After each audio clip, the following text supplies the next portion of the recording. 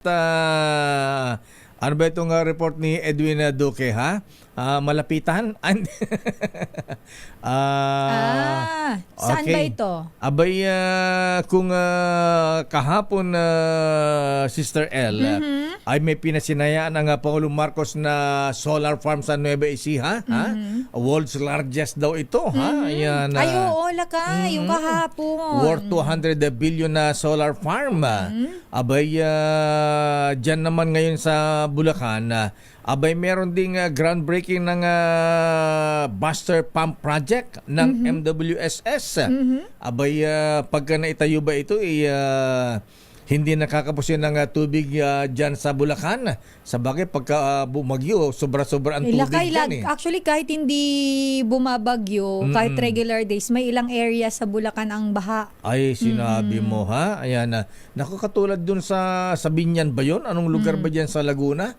Abay, ilang araw na yung tapos yung bagyo. Hanggang ngayon, meron pa rin mga baha. Sa report ng Channel 13, Mr. Attorney Jimmy Policarpio, ha? Ayan, Diyos ko, nagbabangka na yung mga tao doon. Kulay green na yung tubig. Oo, nilumot na nangangamoy lakay. Oo. Kasi ang tagal mag-subside ng tubig. Ayan, tama, Binyan. Ayan, kapitbahay ng Carmona. Ayan, kasama dyan si Kong Ador Pleto, Governor ng Bulacan, si Governor Scorpio Boy, Daniel Fernando at Secretary Manny Bunoan.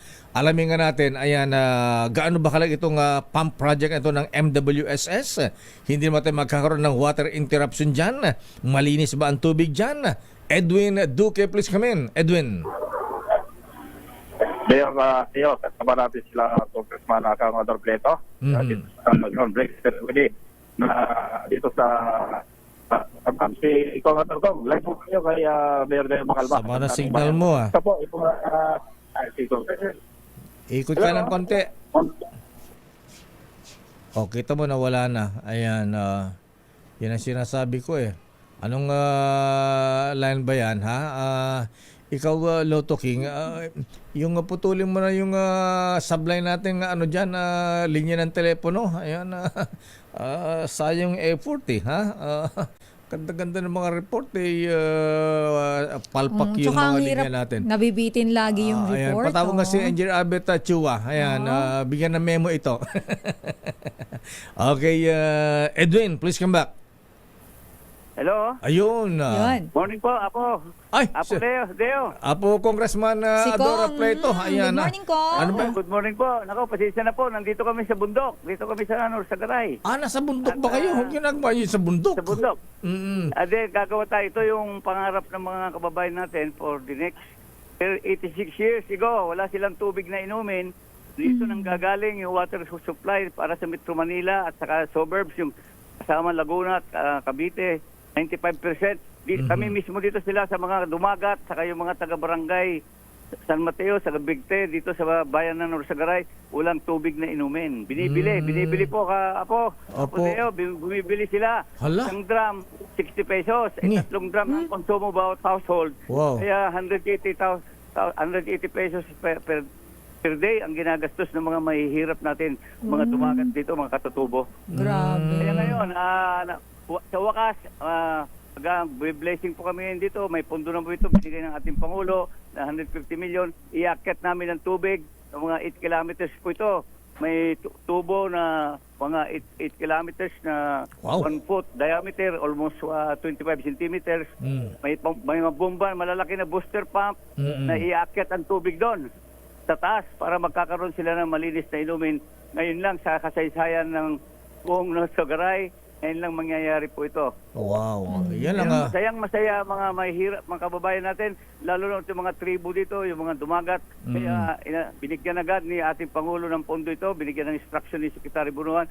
Sa katunayan nga, si Secretary Bunuan na pinapunta sana ngayon dito, isinama niya ngayon sa Cagayan at sa Isabela daw, pupunta raw na Isabela, naka-take off na sa Isabela, papunta sila ng Pangasinan, La Union. Kaya si Undersecretary Robert Bernardo ang pinadala dito. Mag-i-start na kami in a few minutes. Kong Ador, bago magsimula yan, isang tanong lang, ayan, libre ba ito para sa ating mga kapatid dyan sa mga katutubo? Mga dumagat. Dumagat dyan sa Bulacan. Pinag-alaban namin na ipalilibre na namin kasi yung costing na ginagawa namin dito, yung costing na ginagawa, halos wala na silang babayaran. Halos wala. I-explain nila ngayon dito at ipaglalaban ko na rin na sana yung mga katutubo huwag nang bayaran. Kasi Oo yung mga distribution pipes papunta sa mga kanya-kanyang consumer, mga consumers natin, mga bahay, water district na po ito. At nakita ko naman nyo na very minimal na lang kaysa yung bumibili araw-araw. Kung makita mo lang po Deo, mga drum na nasa kalsada na nag-aantay ng mga water tank na umakyat, malas mo kung pinukulang yung water tank galing sa baba, yung mga iba walang tubig, Naku, hindi nakakapagligo. Oo. Every morning gano'n nangyayari sa Scenario. mga sabi ng mga lola dito, mga lolo daw nila, mga patay na, mga lolo na rin sila, lola, ngayon lang daw sila Magkakaroon ng tubig. Pag binuksan mo ng gripo, may tubig na agad sila. Hindi na sila mag-aabang sa kalsada para bumili ng tubig. Ayan, ayun ang maganda. At saka walang chlorine yan, mineral water yan, Kong Ador Plato. Malinis po ito kasi may tinatayo ngayon dito na treatment plant. Raw material ito, raw water manggagaling sa Ipo Dam, papunta dito sa Postal Aqueduct ng Bigte. Pagkatapos ibobomba po ng aking pinagagawang project ko ito, bobombahin ito, dadalhin sa tangke. Yung clean water, iakyat ng tangke through booster pump, akyat doon sa taas ng 8 kilometers na hanggang sa San Mateo, yung pinakamataas na lugar dito sa Ipo Dam. Ayan, congratulations at magandang project ito kung Adora Plato para sa ating mga kababayan niya sa Bulacan, lalo ang mga katutubo. Thank you very much, sir.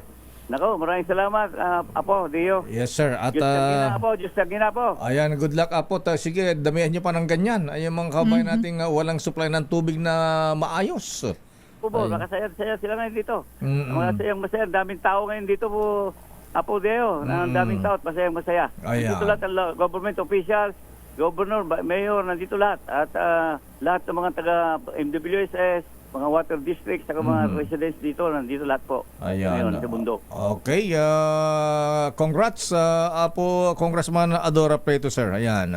Thank you. Salamat Good morning. Good morning po. Ayan, sana mga ganyang project ang kailangan natin, yung para sa ating mga underprivileged, mga katutubo, ha? Kailangan hindi lang give love on Christmas Day, give water during drought days. Hindi, tsaka alam mo, Lakay, marami pa rin mga kababayan natin na marami akong documentaries na napanood, Lakay. Lalo na yung mga nasa isla, na bagamat sila ay nasa isla at nasa tubig katabi ng dagat, wala Walang sila, tubig. Lakay, fresh water na maiinom. Oo. So, struggle nila yun. Kaya yung iba doon, Lakay, ang hirap pala nun, Lakay, yung iba pinipilit nila, umiinom sila ng tubig, tas maalat pa rin. Ay, oo. Sakit sa bato sakit sa bato ang abutin mo niyan. talaga nila. Kaya sana mapagtuunan din ng pansin, lalo na yung mga nasa isla, Lakay. Alam mo, Tia, ang maganda dyan nung umakyat tayo sa Sierra Madre. Sierra Madre, Nung in-interview natin si Nakaro dyan nung araw. Alam mo yung ang boyfriend ni Tita Malu. boyfriend ni Chiadeli. Kaduhit ni Chiadeli nung araw. Alam mo yung lugar nila ang ganda. Maglalagay lang ng kawayan. Ayan, yun na ang sa may bukal